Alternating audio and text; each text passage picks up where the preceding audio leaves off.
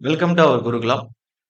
டிஎன்பிசிஏ work nature எப்படி இருக்கும்? Salary details என்ன? அதுக்கடுத்து அடுத்து வரக்கூடிய 2026க்கான டிஎன்பிசி வேகன்சி வந்து எவ்வளவு எதிர்பார்க்கலாம்? அந்த வேகன்சி வந்து எந்த டிபார்ட்மெண்ட்ல அதிகம் வர வாய்ப்புகள் இருக்கு?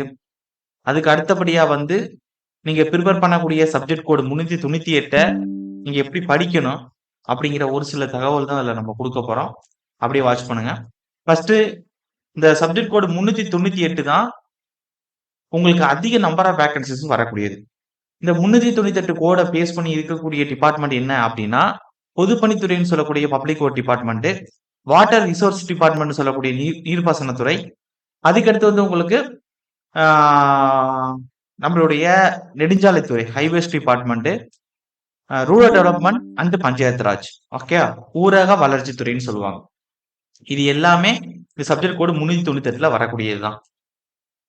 நீங்க வந்து முனிசிபாலிட்டி ஓரியன்டா, அதாவது நகர்ப்புற நிர்வாகம் மற்றும் குடிநீர் வழங்கல் வாரியம் மூலமாக குவாட் போர்டு மூலமாகவும் ஏஇஸ்ல வந்து சில நம்பர் ஆஃப் வேகன்சினா ப்ரீவியஸ் இயர்ல நீங்க ஒவ்வொரு வருஷம் டிஎன்பிசி மூலமாகவும் எடுத்திருக்காங்க.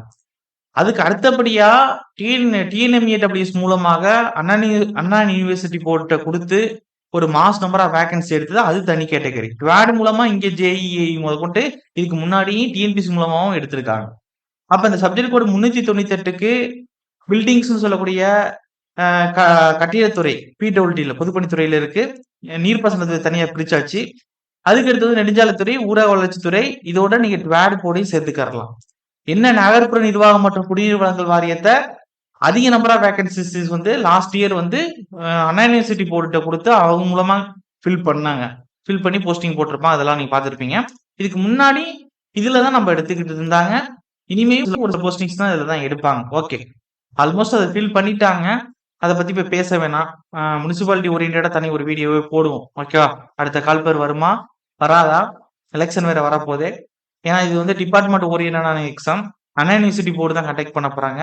அப்ப ஆட்சி மாற்றம் ஏற்பட போகுது அல்லது எலெக்ஷன் வரப்போகுது அப்படின்னா அவங்க அதை போக்கஸ் பண்ணுவாங்களா, இதுல வந்து உங்களுக்கு கொடுத்துட்டு இருப்பாங்களா அப்படிங்கிறதுனா ஒரு சில விஷயங்கள்லாம் நம்ம டீட்டெயில்டா அனாலிசிஸ் பண்ணணும்.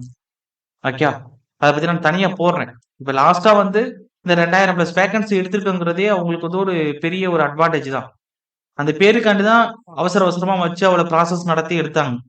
எலெக்ஷன் பக்கத்துல அப்படி ஒரு ப்ராசஸ முன்னெடுப்பாங்களா அப்படிங்கிறது நமக்கு கேள்விக்குறிதான். அதை பத்தி டீட்டெயில்டா நான் பின்னாடி சொல்றேன்.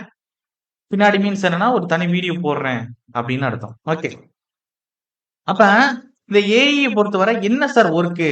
இப்ப நான் சொல்லப்பட்ட டிபார்ட்மெண்ட் சொன்னேன், இதுகள்ல தான் ஒர்க். ஒவ்வொரு இடத்துக்கும் இந்த மாதிரி மாறும். இப்ப நீங்க ஹைவேஸ் டிபார்ட்மெண்ட்னா நீங்க வந்து ரோடு போடுறீங்கல்ல, பிரிட்ஜஸ்னா கட்டுறாங்களே, இது மாதிரியான விஷயங்கள்லாம் வரும். அதே வந்து நீங்க வாட்டர் ரிசோர்ஸ் எடுத்துக்கிட்டீங்கன்னா பெரிய பெரிய டேம் வந்து நீங்க மெயின்டெனன்ஸ் பண்றது, அதை பாதுகாக்கிறது, அப்புறம் நீர்ப்பாசன திட்டங்கள், இரிகேஷன் ஓரியன்டா இருக்கக்கூடிய விஷயங்கள். அதே வந்து ட்வாட் போர்டு மூலமா இருக்கு அப்படின்னா குடிநீர் திட்டங்கள், ஓகே, வடிகால் அமைப்பு, இந்த மாதிரியான விஷயங்கள் பாக்குற மாதிரி இருக்கும். அதுக்கடுத்து வந்து உங்களுக்கு முக்கியமா பர்டிகுலரா என்ன ஒர்க் இருக்கும், எல்லா டிபார்ட்மெண்ட்டுக்கும் பொதுவா சொல்றேன். இதுல வந்து first office work, field work அப்படின்னு 2 கேட்டகரியா பிரிச்சோம் அப்படின்னா, ஏஇ பொறுத்தவரை அதிக ஃபீல்டு ஒர்க் தான். ஒரு சில இடத்துல வந்து ஆபீஸ் ஒர்க் கொஞ்சம் கொஞ்சம் அதாவது ஆபீஸ் ஒர்க் இருக்கும். எப்படி நான் அதை நீங்க எடுத்துக்கிறேன் அப்படின்னா, இப்ப ஹைவேஸ் டிபார்ட்மெண்ட்ல குவாலிட்டி ஓரியன்டா, குவாலிட்டி செக் ஓரியன்டா ஒரு ஏஇ இருக்காரு அப்படின்னா அவர் லேப்ல தான் இருப்பாரு. ஆபீஸ் ஒர்க் தான் முழுக்க முழுக்க. சைட்ல அதிகம் இருக்காது. ஆனா மத்த ஓரியன்டா இருக்கக்கூடிய ஏஇஸ் எல்லாமே அதிக ஃபீல்டு ஒர்க் இருக்கும். ஆபீஸ் ஒர்க்கும் சேர்ந்து பாக்குற மாதிரி இருக்கும். ஃபீல்டு ஒர்க்னு நம்ம எடுத்துக்கிட்டோம் அப்படின்னா, இப்ப ஒரு ஒர்க் வந்து டெண்டர் விட்டுருக்காங்க. கான்ட்ராக்டர் எடுத்து வேலை செஞ்சுக்கிட்டு இருக்காரு. அப்ப அந்த வேலையை வந்து தினசரி கண்காணிக்கக்கூடிய முழு பொறுப்பு யார்கிட்ட இருக்கும் அப்படின்னா ஏஇட்ட இருக்கும். அதுக்கடுத்து அந்த ஒவ்வொரு வேலையும் முடிய எஸ்டிமேஷன் பண்ணி வேல்யூஷன் பண்ணணும். அளவீடு செஞ்சு மதிப்பீடு செய்யணும். ஓகே, எம்புக் வந்து மெஷர்மெண்ட் புக் வந்து ரெடி பண்ணுவாங்க அவங்க தான். அதுக்கடுத்து என்னன்னா அப்படின்னா, அது மட்டும் இல்லாம தனக்கு கீழே இருக்கக்கூடிய junior engineer, overseer, draftsman, okay, JDO நான் இதுல சொல்ல நார்மல் டிராப்ட்ஸ்மேன், இவங்களுக்கு என்னென்ன பணிகள் ஒதுக்கப்பட்டுள்ளதோ அந்த பணிகளை மேற்பார்வை செய்யக்கூடியது ஏஇகளோட பொறுப்பு தான். அலுவலக ரீதியா வந்துட்டோம் அப்படின்னா, அலுவலகத்துல வந்து எஸ்டிமேஷன் தயாரிக்கிறது, திட்ட அறிக்கைகளை உருவாக்குறது, ஓகே, நிதி அனுமதி கோப்புகளை வந்து ரெடி பண்றது, இந்த மாதிரியான சில விஷயங்கள்லாம் இருக்கு. இது வந்து ஆபீஸ் ஓரியன்டா இருக்கு. அப்ப ஏஇ கொடுக்கக்கூடிய இந்த எஸ்டிமேஷனை தான் ஜேடிஓ செக் பண்ணுவாங்க. அப்ப இதே வந்து மக்கள் ஓரியன்டா இருக்கு அப்படின்னா, மக்கள் ஓரியன்டா என்னென்ன விஷயங்கள் இருக்கோ அந்த இடத்துக்கு தகுந்த மாரி குடிநீரு, சாலை, கட்டிடம், பொது தேவைகள் எவ்வளவோ விஷயங்கள் இருக்கு. மக்களோட கோரிக்கை என்னென்ன அத ஆய்வு செய்து அதற்கான முறையான நடவடிக்கைகள் எடுக்கக்கூடியது ஏஐ கண்ட்ரோல்ல தான் இருக்கு. ஏஐங்கிறது ஒரு group A grade. Okay. Group A grade reserved officer தான். அதுக்கு அடுத்தபடியா அதோட ஸ்கேல் எப்படி சார் இருக்கும் அப்படின்னா, இந்த பே ஸ்கேல்ங்கிறது ஏஐக்கு அதாவது நம்மளுடைய ஜேடிஓக்கும் இதுக்கும் நான் ஆல்ரெடி ஒரு பே ஸ்கேல பத்தி பேசும்போது ஒரு 3000 4000 தான் வித்தியாசப்படும் அப்படின்னு நான் சொல்லியிருக்கேன். இப்ப நான் ஏஐக்கு சொல்றேன். இதுல 2T5 வந்து எவ்வளவு இருக்கும் அப்படின்னா 37,075 கமிஷன் படி தான் சொல்றேன். 700 ஓகே. அதுக்கடுத்து டியர்னஸ் அலவன்ஸ் எவ்வளவு இருக்கும் டிஏ அப்படின்னா 18,850. அதுக்கடுத்து ஹவுஸ் ரெண்ட் அலவன்ஸ்னு சொல்லக்கூடிய ஹெச்ஆர்ஏ இது எவ்வளவு இருக்கும் அப்படின்னா இது இடத்துக்கு தகுந்த மாதிரி மாறுபடும். நான் ஒரு 3000 போடுறேன். இடத்துக்கு தகுந்த மாதிரி மாறுபடும் ஞாபகம் வச்சுக்கிறேங்க. அதுக்கடுத்து சிட்டி காம்பன்சேட்டரி அலவன்ஸ்னு சொல்லுவாங்க. ஓகே. CCA okay. இது எவ்வளவு வரும்னா ஒரு 400. அதுக்கடுத்து மெடிக்கல் அலவன்ஸ் இது ஒரு 300. டோட்டல் எவ்வளவு வருது 60,250 வரும். ஓகேவா? ஓகே. அப்ப இந்த 60,250 நமக்கு கைக்கு கிடைக்குமா அப்படின்னா இது வந்து கிராஸ் தான். ஓகே. இதுல நெட்டுங்கிறது என்ன அப்படின்னா டிடெக்ஷன்ஸ்ல பண்ணுவாங்க. ஓகே. எக்ஸாம்பிள் சொன்னா ஜிபிஎஸ், ஹெல்த் இன்சூரன்ஸ், அதுக்கடுத்து ஃபேமிலி பெனிஃபிட் ஃபண்டு, அப்புறம் என்ஹெச்ஐஎஸ் இதுன்னு மொத்தமா எவ்வளவு சார் வரும் அப்படின்னா டோட்டலா இது வந்து ஒரு இதான் அதிகமா இருக்கும். 5,685 இது ஒரு 295 இது ஒரு 110 இது ஒரு 5 ரூபா அப்படின்னா 6,065 அப்ப இந்த கிராஸ்ல இருந்து இதை டிடெக்ஷன் பண்றோம் அப்படின்னா எவ்வளவு சார் வரும் அப்படின்னா அதாவது 54,185 இதுதான் நெட் அமௌண்ட். இதான் உங்களுடைய அமௌண்ட் வந்து கை கிடைக்கக்கூடிய இன் ஹேண்ட். அப்ப இந்த 54,185 தான் உங்களுக்கு கிடைக்கக்கூடியது. அப்ப இந்த நீங்க ஜேடியுக்கு பாத்தீங்கன்னா நான் சொல்லியிருப்பேன் இங்கே உங்களுக்கு 49,700ல ஆரம்பிச்சு 51,200 வரையும் டிப்பர் போடும். கிட்டத்தட்ட 3,000 தான் டிஃபரெண்ட் இருக்கு உங்களுக்கு. 3,000 4,000 தான் டிஃபரெண்ட் இருக்கு. ஆனா இதுல ஒர்க் நேச்சர் என்னன்னு நான் சொல்லிட்டேன். மேற்பார்வையா சொல்லியிருக்கேன் நான் உங்களுக்கு. பொதுவா ஏஐனா உங்களுக்கு தெரியும் நம்மள பேசிக்கா படிக்கிறீங்க. என்ன போஸ்டிங் ஆண்டி படிக்கிறீங்க? அதோட பே ஸ்கேல் என்ன? அதுக்கடுத்து ஒர்க் நேச்சர் எப்படி இருக்கும்? என்னென்ன டிபார்ட்மெண்ட்டுக்குலாம் நம்ம இந்த சப்ஜெக்ட் கூட படிக்கிறோம்? ஏன் இந்த சப்ஜெக்ட் கூட அதிக இம்பார்ட்டன்ட் குடுக்குறோம் அப்படின்னா இருக்கு. ஏன் குடுக்குறோம்? அதிக நம்பர் ஆஃப் வேக்கன்சி இதுல தான் எடுக்குறாங்க. இப்போ ஒரு 400 வேக்கன்சி விடுறாங்கன்னா, அந்த 400ல சிவிலுக்கு ஒரு 300 வேக்கன்சி இருக்கு அப்படின்னா, அந்த 300 வேக்கன்சில 280 வேக்கன்சிட்ட இதுல தான் இருக்கும். மீதி 20 வேக்கன்சி வேணா இந்த அறநிலைத்துறை மூலியமாகவோ, மற்ற டவுன் பிளானிங் மூலமாகவோ சிலபஸ் மாறக்கூடியதுல இருக்கலாம். அது ரொம்ப கம்மியானது தான். அப்ப நமக்கு அதிக நம்பர் எதுல இருக்கோ அதுதான் நீங்க முழு கவனம் செலுத்தி, அதுக்கு தான் பிரிப்பரேஷன் வந்து நீங்க கரெக்ட்டா பண்ணணும். அதுக்காக தான் இந்த சப்ஜெக்ட் கோட் 398 நம்ம டார்கெட் பண்றோம். அப்ப நம்ம இன்ஸ்டிடியூட்லயுமே இந்த 398 கோடுக்கு தான் கிளாஸ் எடுக்கிறோம். அடுத்த ஃபவுண்டேஷன் பேஜுமே இதுக்கு தான் கிளாஸ் இருக்கும் நமக்கு. அதிக நம்பர் ஆஃப் வேக்கன்சிய தான் நம்ம டார்கெட் பண்ணுவோம். கம்மியான வேக்கன்சிய டார்கெட் பண்ண மாட்டோம். மினிமம் நம்பர்ல 2 டிஜிட்லயோ, 1 டிஜிட்லயோ வரக்கூடிய நம்பர நம்ம டார்கெட் பண்ண மாட்டோம். 3 டிஜிட்ல இருக்கக்கூடிய நம்பர்ஸ் தான் வேக்கன்சில எது இருக்கோ அத டார்கெட் பண்ணுவோம். ஓகே. அப்ப இதோட சப்ஜெக்ட் கோடு படி நம்ம சிலபஸ் பார்க்க போறோம் அப்படின்னா, மொத்தம் 10 யூனிட் குடுத்திருப்பாங்க. ஒவ்வொரு யூனிட்லயும் எவ்வளவு கொஸ்டின் எடுக்க போறாங்கிறத அவங்க குடுத்துட்டாங்க. அப்ப யூனிட் 1ங்கிறது என்ன அப்படின்னா, பிஎம் அண்ட் பிசின்னு சொல்லக்கூடிய building material and building practice. Okay. Building construction or building practice. Okay. அப்ப இந்த கன்ஸ்ட்ரக்ஷன் பிராக்டிஸ், பில்டிங் மெட்டீரியல் இந்த வார்த்தைகள்லாம் நீங்க வந்து காலேஜ்லயே படிச்சிருப்பீங்க. நீங்க காலேஜ்ல படிச்சது தான் இருக்க போகுது. அதுதான் இங்கேயும் குடுத்திருப்பாங்க. அப்ப இதுல வந்து நீங்க தரமா வந்து இதுக்கு முன்னாடி ஓரளவு ப்ரிப்பேர் பண்ணிருப்பீங்க, ப்ரிப்பேர் பண்ணாம இருக்கலாம். இல்ல காலேஜ்லயே பார்த்திருக்கலாம். அதிகமா பார்த்திருப்பீங்க. ஓகே. இன்ஜினியரிங் மெட்டீரியல்ஸோட ப்ராப்பர்ட்டீஸ், அதோட கேரக்டர், டெஸ்டிங் இதான் பொதுவா நம்ம படிக்கக்கூடியது. என்னென்ன மெட்டீரியல் இருக்கு? Brick, stone, okay. M sand, aggregate, cement, timber, okay. அதுக்கு recycled and modern materials, okay. அதுல வந்து என்ன வரும்? ரீசைக்கிள் அண்ட் மாடர்ன் மெட்டீரியல்ஸ்ல கிளாஸ், பிளாஸ்டிக்ஸ், ஃபைபர் ரீஇன்ஃபோர்ஸ்மென்ட் அதான் எஃப்ஆர்பி, அதுக்கடுத்து செராமிக், கான்கிரீட், அதுக்கடுத்து அதோட properties, testings, mix design, admixtures அதாவது இதுல வந்து இது வந்து காங்கிரீட் டெக்னாலஜின்னு சொல்லக்கூடிய சிடில பாதி இது படிச்சிருவீங்க. இந்த சிமெண்ட், காங்கிரீட், பைனகிரிட், கோர்ஸ் அக்ரிகேட், எம்சாண்ட பத்தி, பிசாண்ட பத்தி, மிக்ஸ்ட் சாண்ட பத்தி, அட்மிக்சரை பத்தி, இந்த செல்ஃப் காம்பேக்டிங் காங்கிரீட்டை பத்தி, இதெல்லாம் ஃபைபர் ரீஇன்ஃபோர்ஸ்மெண்ட்டை பத்தி, இதெல்லாம் நீங்க காங்கிரீட் டெக்னாலஜிலே படிச்சிருவீங்க. ரொம்ப பயப்பட வேண்டியதில்ல. அதே மாதிரி குடுத்துருப்பாங்க. ஓகே. அதே வந்து கன்ஸ்ட்ரக்ஷன் பிராக்டிஸை பொறுத்தவரை உங்களுக்கு stone masonry, brick masonry, RCC and block masonry, construction equipments, building bylaws, development regulation practice in Tamil Nadu. அதான் பில்டிங் பைலர்ஸ் தான். ஓகே. தமிழ்நாடு கவர்மெண்ட் என்னென்ன ரூல்ஸ் அண்ட் ரெகுலேஷன்ஸ் கொடுத்துருக்காங்க, நம்ம எப்படி வந்து அந்த ப்ரொவிஷன்ஸை ஃபாலோ பண்றோம், அது எது இதுலன்னா ஃபயர் சேஃப்டி, லைட்டிங்ஸ், வெண்டிலேஷன்ஸ், அக்வாஸ்டிக்ஸ் இதான் பாக்குற மாதிரி இருக்கும். பாக்குறது தான் பெருசு, ஆனா சின்னது தான். அப்ப இதுல டோட்டலா எவ்வளவு கொஸ்டின் சார் கேட்கறாங்க அப்படின்னா 20 கொஸ்டின் கேட்பாங்க அதுல டோட்டலா. அதுக்கு அடுத்தபடியா யூனிட் 2 பொறுத்தவரை இன்ஜினியரிங் சர்வே. இன்ஜினியரிங் சர்வே பொறுத்தவரை ஏஐக்கு வெயிட்டேஜ் கம்மி தான். இதே ஜேடியூக்கு கிட்டத்தட்ட 20 கொஸ்டின் கொடுத்துருப்பான்னு நினைக்கிறேன். இதுல 15 கொஸ்டின் தான். 15 கொஸ்டின்லயுமே நமக்கு மேலோட்டம் படிச்சாவே போதும். செயின் சர்வே தான் ஆல்ரெடி நீங்க படிச்சிருப்பீங்க. சர்வே ட்ராட்ஸ்மேன் இதுக்கெல்லாம் திருப்பி திருப்பி படிச்சுக்கிட்டு தான் இருப்பீங்க. புதுசா உள்ளவங்களுக்கு சொல்றேன். Chain survey, compass, plane table survey, levelling, theodolite, okay, area and volume கண்டுபிடிக்கிறது, இந்த எல்எஸ்சிஎஸ் இதெல்லாம் உங்களுக்கு லெவலிங்லேயே வந்துடும். காண்டூரும் லெவலிங்லேயே வந்துடும். டிராவர்சிங் வந்து உங்களுக்கு காம்பஸ் சர்வீஸ்லையும் வரும், தியோடலைட் டிராவர்ஸ்லையும் வரும். அதுக்கடுத்தது உங்களுக்கு ஹைட் அண்ட் டிஸ்டன்ஸ் இதெல்லாம் உங்களுக்கு வந்து ட்ரிக்னாமெட்ரிக்கல் லெவலிங் டோட்டலாக உள்ளுக்குள்ள வந்துடும். டேக்கமெட்ரி, அப்புறம் ட்ராகமெட்ரி, ட்ராங்குலேஷன் சேர்த்து தான் படிப்பீங்க. ஓகே. டோட்டல் ஸ்டேஷன், ஜிபிஎஸ், ஜிபிஎஸ்குள்ள தான் ரிமோட் சென்சிங், ஜிஸ் இதெல்லாம் படிக்க போறீங்க. ஜஸ்ட் வந்து ரிமோட் சென்சிங் வந்து ஜிஸ்ல இருக்கக்கூடிய ஒண்ணுதான். அப்ப இதெல்லாம் உங்களுக்கு எதுல சார் வந்துடும் அப்படின்னா உங்களுடைய இன்ஜினியரிங் சர்வேல வந்துடும். ரொம்ப பேசிக்கா தான். இதுல வந்து நிறைய ரிமூவ் பண்ணிட்டான். ஜிஸ்னா பாதி வெளில இது ரிமூவ் பண்ணிட்டான். போட்டோகிராமெட்ரியில, ஹைட்ரோகிராபிக்கல் சர்வேல நிறைய ரிமூவ் பண்ணிட்டாங்க ஜேடியூ சிலபஸ்ல இருந்தே. அப்ப இவ்வளவு நீங்க பார்த்தா போதும். இதுல 15 கொஸ்டின்ஸ். அதுக்கு அடுத்தபடியா பார்க்கும் பொழுது engineering mechanics and strength of materials. இந்த இன்ஜினியரிங் மெக்கானிக்ஸ்ங்கிறதுல எது வரும் அப்படின்னா ஃபோர்ஸஸ், டைப்ஸ் ஆஃப் லா, அதுக்கு சென்டர் ஆஃப் கிராவிட்டி, ஓகே, அதுக்கடுத்து மொமெண்ட் ஆஃப் இனர்ஷியா, ஃப்ரிக்ஷன், இதுவரை என்ன வந்துடும் உங்களுக்கு இன்ஜினியரிங் மெக்கானிக்ஸ்ல வந்துடும்.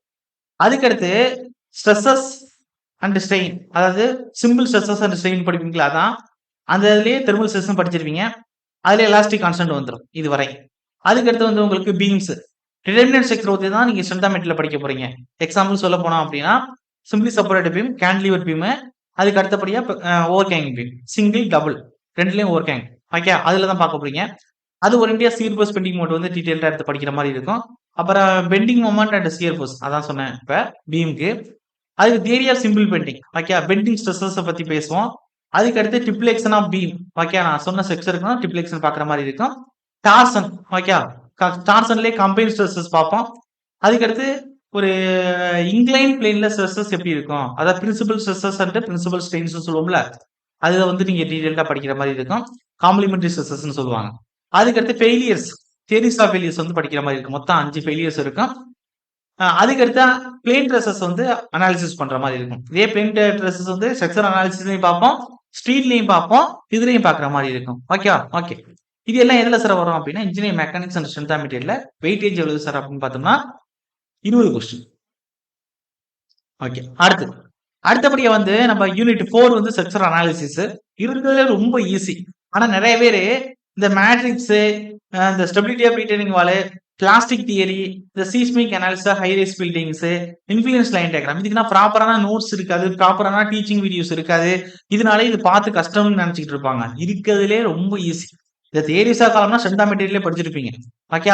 அப்ப ஜஸ்ட் இன்ஃப்ளூயன்ஸ் லைன் டயக்ராம் வந்து மூவிங் லோடு கொடுத்துருக்காங்க. நம்ம எல்லா கேட்டகரிக்குமே பார்க்கலாம். ரொம்ப இருக்கிறதுல ஈஸி இதுதான்.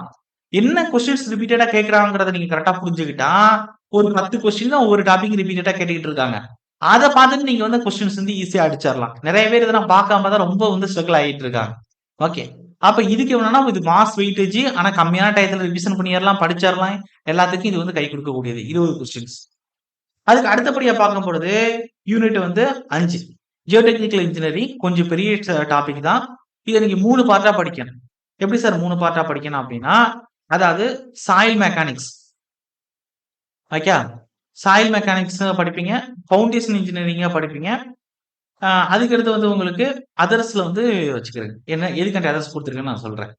இப்ப சாயில் மெக்கானிக்ஸை பொறுத்தவரை அதாவது ஃபர்ஸ்ட் ப்ராப்பர்ட்டிஸ் எல்லாம் அதில் பார்த்துடணும். Okay. Properties of soil, classification of soil, okay, அது மாதிரி உங்களுக்கு இருக்கக்கூடிய எல்லா, அதாவது காம்பாக்ஷன் இல்லை, உங்களுக்கு இதுல இருக்கக்கூடிய முக்காவாசி வந்து பெர்மியபிலிட்டி, அப்புறம் சாயில் வந்து வெர்டிகல் ஸ்ட்ரெஸ் டிஸ்ட்ரிபியூஷன் எப்படி இருக்கும், சீபேஜ் பிரஷரு, சீபேஜ் அனாலிசிஸு, அதுக்கு அடுத்தபடியா பார்க்க போனோம் அப்படின்னா, நான் சாயில் மெக்கானிக்ஸ் தான் ஃபோக்கஸ் பண்றேன். பெர்மியபிலிட்டி சொல்லிட்டேன்னா, இந்த விஷயங்கள் எல்லாம் இதுல பார்க்குற மாரி இருக்கும். எஃபெக்டிவ் ஸ்ட்ரெஸ் டாபிக் இது எல்லாமே. ஒரு 6 டூ 7 இருக்கும். இதெல்லாம் சாயில் மெக்கானிக்ஸ்ல. ஃபவுண்டேஷன் எது படிக்கிற மாரி இருக்குன்னா, நல்லா கவனிக்கணும். அதாவது நம்ம பியரிங் ஸ்ட்ரென்த், பியரிங் ஸ்ட்ரெஸ் என்ன பார்க்குறோம்ல அதான். அதுக்கு அடுத்து வந்து ஃபைல் ஃபவுண்டேஷன். இது 2 அப்ப இது 2 தான் இதுல பார்க்கணும். இதுல என்ன வந்துரும்னா, compaction, consolidation, shear strength, earth pressure, அதுக்கு அடுத்து ஸ்டெபிலிட்டி ஆஃப் ஸ்லோப், அதுக்கு அடுத்தபடியா வந்து சாயில் எக்ஸ்ப்ளோரேஷன். இதுதான் அதிக இம்பார்ட்டன்ட். இந்த அதர்ஸ் குடுத்திருக்கிறது தான். இது எல்லாம் ரிவிஷன் பண்றதுக்கு தகுந்த மாரி நான் குடுத்திருக்கேன். இதுல ஒரு 7 டாபிக் வரும். இதுல வந்து 2 வரும். இதுல வந்து மீதி இருக்கக்கூடிய கிட்டத்தட்ட 6 டூ 7 வரும். இதுதான் வெரி வெரி இம்பார்ட்டன்ட். அதர்ஸ்ன்னு குடுத்திருக்கிறது. அப்ப வந்து இது வந்து எப்படி பிடிக்கும்னா, இது வந்து டைப் 1, டைப் 2, டைப் 3ன்னு பிரிச்சுக்கிட்டு ஜியோடெக்னிக்கல் இன்ஜினியரிங் வந்து நீங்க ரிவிஷன் பண்ணனா, அதுல லாஸ்ட்டா இருக்கக்கூடிய காம்பாக்ஷன், கன்சாலிடேஷன், சியர் ஸ்ட்ரென்த், ஆ ரீட்டெய்னிங் வால்வ்னு சொல்லிட்டேன். Sorry. Earth pressure, stability of slope and analysis, அதுக்கு அடுத்து வந்து உங்களுக்கு சாயில் எக்ஸ்ப்ளோரேஷன். இதெல்லாம் மாஸ் கொஸ்டின் ஏரியா. பேசிக்கா சாயிலோட ப்ராப்பர்ட்டிஸ், கிளாசிபிகேஷன்ஸ், அது கன்சிஸ்டன்சி லிமிட்ஸ், அதுக்கு அடுத்த permeability, vertical stress distributions, effective stress, இது சீபேஜ் அனாலிசிஸ், இது எல்லாமே சாயில் உள்ள பார்த்தா போதும். ஜஸ்ட் பியரிங்ஸ் கண்டுபிடிக்கிறது, ஃபைல் ஃபவுண்டேஷனை பத்தி அனாலிசிஸ் பண்றது டீடைல்டா, இது எல்லாம் இதுல வந்து பார்த்தா போதும் ஃபவுண்டேஷன்ல. அப்ப இது மூலம் நம்ம தெரிய வேண்டியது என்ன சார் அப்படின்னா, ஜியோடெக்னிக்கல் இன்ஜினியரிங் 3 பிரிச்சுட்டீங்க அப்படின்னா ரிவிஷன் பண்றது ரொம்ப ஈஸியா இருக்கும். அப்ப பாருங்க, formation of soil, types of soil, classification of soil, field identification of soil கிளாசிபிகேஷன்ல வந்துரும். Physical property and testing, 3 phase diagram properties of சாயிலே வந்துரும். பெர்மியபிலிட்டி, அதுக்கடுத்து stress distribution in soil, vertical stress distribution, இது எல்லாமே எதுல வந்துரும் அப்படின்னா சாயில் 1ல வந்துரும். அதாவது டைப் 1ல வந்துரும். இந்த theory of consultation, shear strength parameter, stabilisation of soil, compaction of soil, stability analysis of slope, soil exploration, soil sampling technique, soil exploration சேர்த்து படிப்பீங்க. இதுவரை அதுக்கு அடுத்து வந்து கீழே வந்து உங்களுடைய இதுல எர்த் பிரஷர் இங்க கொடுத்துருக்காங்க பாருங்க. அப்படியே எர்த் பிரஷரை சேர்த்துக்கிறோம். அந்த stability analysis of slope, soil stability கொடுத்துருக்காங்க, ஸ்டெபிலைசேஷன் ஆஃப் சாயில் கொடுத்துருக்காங்கல்ல, எர்த் பிரஷர் தான் இருக்கு. ஓகே, இதெல்லாம் வந்து மீதி இருக்கக்கூடியது. அதாவது இந்த பியரிங் கெப்பாசிட்டி ஓரியன்டா சால ஃபவுண்டேஷன், டி ஃபவுண்டேஷன், அதாவது ஃபைல் ஃபவுண்டேஷன் தனியா கொடுத்துருப்பாங்க. Pile load test, group action of piles, settlement of foundation, ground improvement techniques, இது எல்லாமே இதுல வந்துடும் உங்களுக்கு அப்படின்னா ஃபவுண்டேஷன்ல வந்து டைப் ஆஃப் ஃபவுண்டேஷன் இதுல சேர்த்துக்கிறேங்க. ஓகே, ஃபவுண்டேஷன் டெஸ்ட் எல்லாமே. அப்ப டைப் 1, டைப் 2, டைப் 3. டைப் 1 வந்து சாயில் மெக்கானிக்ஸோட பேசிக்ஸ், டைப் 2ங்கிறது ஃபவுண்டேஷன் இன்ஜினியரிங், டைப் 3ங்கிறது அதர்ஸ் கேட்டகரி வச்சுட்டு அதுல வந்து முக்கியமான டாபிக் எல்லாம் ஃபவுண்டேஷன்லயே சாயில் என்ன வருதோ அதை வந்து டார்கெட் பண்ணணும். ஓகே, ஏன்னா நீங்க எப்பயுமே இந்த அதர்ஸ்னு சொன்னா லாஸ்டா அதை தான் நீங்க ஃபர்ஸ்ட் ரிவிஷன் பண்ணணும். ஜியோடெக்னிக்கல் இன்ஜினியரிங் வந்துட்டீங்கன்னா நீங்க படிச்சதே திருப்பி திருப்பி ரிவிஷன் பண்ணும்போது டயர்ட் ஆயிருவீங்க. லாஸ்டா இருக்கக்கூடியதை அப்படி மேலோட்டமா ஓட்டிட்டு போயிருவீங்க. ஆனா எப்பயுமே படிக்கும் பொழுது ரிவிஷன் பண்ணும்போதோ டெஸ்ட் போட்டு பார்க்கும்போதோ அதர்ஸ் கேட்டகரியில ஒதுக்கக்கூடிய அந்த 6 டாபிக்கை தான் நீங்க இம்பார்ட்டன்டா போக்கஸ் பண்ணணும். அதுலதான் அதிக கொஸ்டின்ஸ் வரும். அதுலதான் நிறைய மிஸ்டேக் பண்ணுவீங்க. அதுல தான் கான்செப்ட் கொஸ்டின்ஸ் அதிகமா இருக்கும். சாயிலோட ப்ராப்பர்ட்டிஸ், கிளாசிபிகேஷன், ஐடென்டிபிகேஷன்ல டைரக்டா கொஸ்டின் வரும், டைரக்டா ப்ராப்ளம் வரும். அதுலனா உங்களுக்கு எந்த பிரச்சனையும் இருக்காது. இந்த லாஸா இருக்கக்கூடியதை நீங்க கரெக்டா போக்கஸ் பண்ணணும். அதுக்கு அடுத்தபடியா பார்க்கும் பொழுது இதுல எவ்வளவு சார் கொஸ்டின் அப்படின்னா, இது ஒரு பெரிய டாபிக். 25 கொஸ்டின் உங்களுக்கு வரும். 25 கொஸ்டின் நீங்க எடுத்து பாக்குற மாதிரி இருக்கு. ஓகே, அடுத்து வந்து நம்ம என்விரான்மென்டல் இன்ஜினியரிங் இருக்கிறது ரொம்ப ஈஸின்னு சொல்லலாம். எல்லாமே ஈஸி தான். ஏன் இது வந்து ரொம்ப ரொம்ப ஈஸி இப்ப அப்படின்னா 15 கொஸ்டின் தான் கேட்க போறான். அப்ப மேலோட்டமா தான் அவன் கேட்க போறான். இதுலயே வாட்டர் சப்ளை இருக்கும், சீவேஜ் வந்து இருக்கும், உங்களுக்கு படிக்கிற மாதிரி இருக்கும். அதுக்கடுத்து வந்து உங்களுக்கு வந்து லாஸ்டா வந்து பொல்யூஷன்ஸ் வந்து படிக்கிற மாதிரி இருக்கும். பொல்யூஷன்ஸோட சாலிட் வேஸ்ட் மேனேஜ்மெண்ட் சேர்த்துக்கிறேங்க, எஸ்டபிள்யூவும் சேர்த்துக்கிறேங்க. அப்ப இது எல்லாம் சேர்த்து படிக்கிற மாதிரி இருக்கும். ஆனா 15 கொஸ்டினுக்கு தான். ரொம்ப இன்டெப்தா படிக்கணுங்கிற அவசியம் இல்ல. என்னென்ன ஃபார்முலாஸ் இருக்கு, என்னென்ன ஃபார்முலாஸ்க்கு வந்து எப்படி அப்ளை பண்ணி ப்ராப்ளம் பார்க்கணும் அப்படிங்கிறது பத்தி கொஞ்சம் எக்ஸ்ட்ரா ஃபோக்கஸ் கொடுத்துக்கிறங்க. நார்மலா எப்பயும் டேட்டாஸ் படிக்கிறது, அது டெஃபினேஷன் பாக்குறதெல்லாம் நீங்க எப்பயும் போல பாத்துக்கிறங்க. ஓகே, அதுக்கு அடுத்தபடியா நம்ம பார்த்தோம்னா பெரிய சப்ஜெக்ட் செக்ஷனல் ஓரியன்டா இருக்கக்கூடிய பார்ட் 30 கொஸ்டின். இதை நான் வந்து இன்ஸ்டியூட்ல நடத்தும் போது 35 கொஸ்டின் நடத்துவேன். 35 சொல்றேன், 35 டு 40 கொஸ்டின் நடத்துவேன். ஏன் அப்படின்னா சிமெண்ட் அண்ட் காங்கிரீட்டையும் உள்ளுக்குள்ள கொண்டு வந்திருப்பேன். அதாவது நீங்க கன்ஸ்ட்ரக்ஷன் மெட்டீரியல்ல படிக்கிறீங்கல்ல, சிமெண்ட், சாண்ட் ஓரியன்டா fine aggregate, coarse aggregate, M sand, P sand, அதுக்கடுத்து அட்மிக்சர்ஸ், இது எல்லாத்தையும் இதுக்குள்ள கொண்டு வந்துடணும். ஆர்சிசிக்குள்ள கொண்டு வந்துடணும். அப்ப இதுல RCC reinforcement cement concrete, P plain cement concrete சொல்லக்கூடிய பிசிசி, ப்ரீசியஸ் காங்கிரீட் சொல்ல பிஎஸ்சி, ஸ்டீல் ஸ்ட்ரக்சர், அதுக்கடுத்து வந்து எர்த்குவாக் இன்ஜினியரிங், அதுக்கடுத்து பார்த்தோம்னா நமக்கு விண்ட் டிசைன், ஓகே. அப்புறம் வந்து நம்ம பார்த்தோம்னா காங்கிரீட் டெக்னாலஜி. இது எல்லாம் சேர்ந்து நீங்க இதுக்குள்ள ரிவிஷன் பண்ணீங்க அப்படின்னா 30 to 40 கொஸ்டின்கள் உங்களால சாலிடா எடுக்க முடியும். ஒரு பெரிய டாபிக், ரொம்ப ரொம்ப ஈஸி தான். ஒன்ஸ் வந்து நீங்க வந்து இது செப்பரேட்டா பிரிச்சுக்கிட்டீங்க அப்படின்னா ரிவிஷன் பண்றதுக்கு ரொம்ப ஹெல்ப்ஃபுல்லா இருக்கும். நம்ம இன்ஸ்டியூட்ல நடத்தும் போது அப்படிதான் நடத்துவோம். அதுக்கடுத்து வந்து யூனிட் 8 பொறுத்தவரை 20 கொஸ்டின் ஏரியா, ஹைட்ராலிக்ஸ் இருக்கும். அதோட வந்து இரிகேஷனும் அண்ட் ஹைட்ராலஜி, அதோட க்ரௌண்ட் வாட்டர் சேர்த்து படிக்கிற மாதிரி இருக்கு. அப்ப இதுல அதிக போக்கஸ் என்ன அப்படின்னா ஹைட்ராலிக்ஸ்ல இருந்து கம்மியான கொஸ்டின் தான் ஏஇ கேட்பாங்க. ஒரு 4 to 6 கொஸ்டின் தான் கேட்பாங்க. ஆனா இரிகேஷனுக்கு, ஹைட்ராலஜிக்கு, க்ரௌண்ட் வாட்டருக்கு தான் அதிகப்படியான கொஸ்டின்ஸ் கேட்பாங்க. ஹைட்ராலிக்ஸும் ஹைட்ராலஜியும் ஒண்ணு இல்ல, 2 வாட்டரை பத்தி பேசுறது தான், அப்ளிகேஷன்ஸ் அண்ட் சயின்ஸ் தான் ரெண்டுமே. ஓகே. அடுத்து அர்பன் டிரான்ஸ்போர்டேஷன் இன்ஜினியரிங் 20 கொஸ்டின் பாக்குற மாதிரி இருக்கும். இதை பொறுத்தவரை நீங்க என்ன படிக்கணும்னா நார்மல் டிரான்ஸ்போர்டேஷன் இன்ஜினியரிங்ல ஜாமெட்ரிக்கல் டிசைன் பார்க்கணும், பேமெண்ட் டிசைன் பார்க்கணும், மெட்டீரியல்ஸ் பார்க்கணும், டெஸ்டிங்ஸ் பார்க்கணும், மெட்டீரியல்ஸோட ப்ராப்பர்ட்டியும் நீங்க பார்க்கணும். ஓகே. அதுக்கு அடுத்தபடியா பார்க்கும்போது ட்ராபிக் இன்ஜினியரிங் பார்க்கணும். அதுக்கு அடுத்தபடியா பார்க்கும்போது ரயில்வே இன்ஜினியரிங் பார்க்கணும், ஏர்போர்ட் இன்ஜினியரிங் பார்க்கணும், ஹார்பர்ஸ் அண்ட் டாக்ஸ் பார்க்கணும். அதுக்கு அடுத்தபடியா பிரிட்ஜ் இன்ஜினியரிங் பார்க்க வேண்டியதுல ஜேடியூக்கு பார்த்தா போதும். இவ்வளவு விஷயங்கள் நீங்க இதுல பாக்குற மாதிரி இருக்கும். திரும்பவும் சொல்றேன், டிரான்ஸ்போர்டேஷன் இன்ஜினியரிங்கை பொறுத்தவரை இது எல்லாமே கதை தான். நம்ம ஐஆர்சி கோடு புக் வந்து 37, அந்த 900 ரயில்வேக்கு ஐஆர்சி 900, இது எல்லாமே இந்தியன் ஸ்டாண்டர்ட் 900. அதுக்கடுத்து வந்து ஐஆர்சி 37, 34, 36, இந்த மாதிரியான விஷயங்கள் எல்லாமே நீங்க பார்த்தா போதும். கோடு புக்ல ரொம்ப இன்டெப்தா பாக்குறதுங்கிற அவசியம் இல்லை. அதுக்கு அடுத்தபடியா last topic project management estimation. Estimation ஒரு தனி சப்ஜெக்டா ஜேடியூல படிச்சிருப்பீங்க. ப்ராஜெக்ட் மேனேஜ்மெண்ட் ஒரு தனி சப்ஜெக்டா ஜேடியூல படிச்சிருப்பீங்க. என்ன விஷயம் அப்படின்னா இதுல எக்ஸ்ட்ரா டாபிக்ஸ் நிறைய கொடுத்திருப்பாங்க, இதுல அடிஷனல் டாபிக்ஸ் நிறைய கொடுத்திருப்பாங்க. ஆனா மேலோட்டமான டாபிக்ஸ் பத்தி தான் அதுல இருக்கும். அப்ப கன்ஸ்ட்ரக்ஷன் மேனேஜ்மெண்ட்ல எது வரையும் இருக்கும் அப்படின்னா இந்த ரிசோர்ஸ் மேனேஜ்மெண்ட் வரையும் இருக்கு. மீதி இருக்கக்கூடிய இது உங்களுக்கு எஸ்டிமேஷன். ஈக்குவலா இதுக்கு ஒரு 7 to 8 கொஸ்டின் கொடுப்பாங்க, இதுக்கு ஒரு 7 to 8 கொஸ்டின் கொடுப்பாங்க. அப்ப ரெண்டுக்குமே ஈக்குவல் வெயிட்டேஜ் தான். இப்ப நீங்க படிக்கிறது எப்படி சார் படிக்கணும் அப்படின்னா நம்ம இன்ஸ்டிடியூஷன்ல நடத்தும் போதோட ஃபர்ஸ்ட் இருக்கக்கூடிய, அதை ஃபர்ஸ்ட் சொல்றதோட இந்த ஆர்சிசி பார்ட் சொல்லணும் தெரியுமா, 35 to 40 கொஸ்டின் கேட்பாங்க. இதுதான் ஃபர்ஸ்ட் நடத்துவோம். ஓகே. இதை ஃபர்ஸ்ட் நடத்துவோம்னா ஃபர்ஸ்ட் எடுத்தோன்னு இதை நடத்த மாட்டோம். நல்லா கவனிக்கணும். ஸ்ட்ரென்த் ஆன் மெட்டீரியல், அதுக்கு செக்ஷர் அனாலிசிஸ் 100% கம்ப்ளீட் பண்ணும். ஓகே. செக்ஷர் அனாலிசிஸ், அதுக்கு அடுத்தபடியா வந்து இந்த 30 to 40 கொஸ்டின் இருக்கக்கூடிய ஏரியா. அப்ப இதுல ஒரு 20, இதுல ஒரு 20, இதுல ஒரு 40. அப்ப ஃபர்ஸ்ட் எடுத்தோடனே 2 மாசம் 2 மந்த் கரெக்டா நான் ஸ்டாப்பா கிளாஸஸ் போய் இது முடிப்போம். அப்ப ஸ்ட்ரென்த் ஆஃப் மெட்டீரியல் 20, இதுல ஒரு 20, 80 கொஸ்டின், 200க்கு 80 கொஸ்டின், கிட்டத்தட்ட 45 to 50% சிலபஸ் வந்து முடிச்சிடும் 2 மாசத்துல. 100% சிலபஸ் முடிச்சிடும். இதை முடிச்சதுக்கு அப்புறம் நம்ம எதை டார்கெட் பண்ணுவோம் அப்படின்னா ஜியோடெக்னிக்கல் இன்ஜினியரிங் 25 கொஸ்டின் பார்ப்போம். அப்ப எத்தனை 105 கொஸ்டின் வந்துடும். ஓகே. அதுக்கடுத்து நம்ம எது நடத்துவோம் அப்படின்னா அதாவது நம்மளுடைய டிரான்ஸ்போர்ட் இன்ஜினியரிங் நடத்துவோம். அதுக்கு அடுத்தபடியா வந்து இந்த ஜியோடெக்னிக்கல் இன்ஜினியரிங்கும் டிரான்ஸ்போர்டேஷன் இன்ஜினியரிங் இடையில வந்து நம்ம இது முடிப்போம் அப்படின்னா சைடு பேல கன்ஸ்ட்ரக்ஷன் மேனேஜ்மெண்ட் எஸ்டிமேஷன் காஸ்டிங் முடிக்கிற மாதிரி இருக்கும். அதுக்கடுத்து வாட்டர் ஓரியன்டா எல்லாத்தையும் மிங்கிள் பண்ணி தான் நடத்துவோம். அதாவது hydraulics, irrigation, hydrology, ground water first நடத்துவேன். அதுக்கடுத்து என்விரான்மெண்டல் சயின்ஸ், அதாவது என்விரான்மெண்டல் இன்ஜினியரிங் படிப்பீங்களா, water supply, sewage, pollution control, solid waste management. Okay. இது எல்லாத்தையும் கம்பைன் பண்ணி தான் நடத்துவேன். ஃபர்ஸ்ட் உங்களுக்கு எது நடத்துவேன் அப்படின்னா இரிகேஷன், அடுத்து ஹைட்ராலஜி, அடுத்து க்ரௌண்ட் வாட்டர், லாஸ்டா ஹைட்ராலிக்ஸ். அதை முடிச்சுட்டு தான் என்விரான்மெண்டல் இன்ஜினியரிங்ல வரும். அப்ப இதெல்லாம் முடிச்சு போட்டு ஃபைனலா இதை தொடுவோம் அப்படின்னா நம்மளுடைய construction material and construction practice சொல்லக்கூடிய சிஎம்சிபி இல்ல BM and BC, building material and building கன்ஸ்ட்ரக்ஷனை லாஸ்டா நடத்துற மாதிரி இருக்கு. ஏன்னா அப்படியே பார்த்துட்டு அப்படியே எக்ஸாம் போற மாதிரி. அதனால November 3 வந்து நம்ம இன்ஸ்டிடியூஷன்ல வந்து அடுத்த ஃபவுண்டேஷன் பேட்ச் போடுறோம்.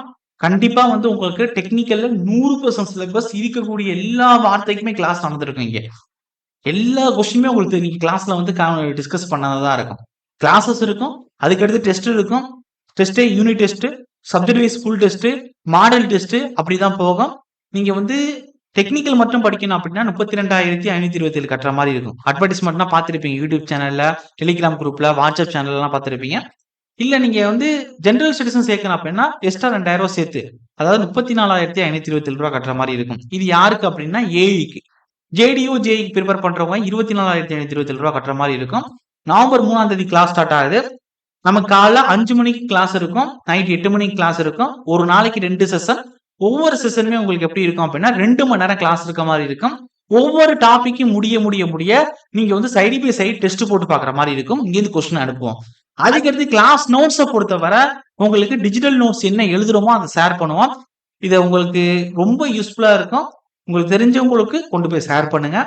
அடுத்த வீடியோல நீங்க எதிர்பார்க்கக்கூடிய ஜேடிஓல எந்த பர்டிகுலர் டிபார்ட்மெண்ட்ல அடுத்த வருஷத்துக்கு வேகன்சி வரப்போகுது, கோட் நம்பர் 509 443 அப்படிங்கிறதுக்கு ஒரு தனி வீடியோ செப்பரேட்டா போடுறேன். ஓகே, இதோட ஸ்டாப் பண்ணிக்கலாம். தேங்க்யூ.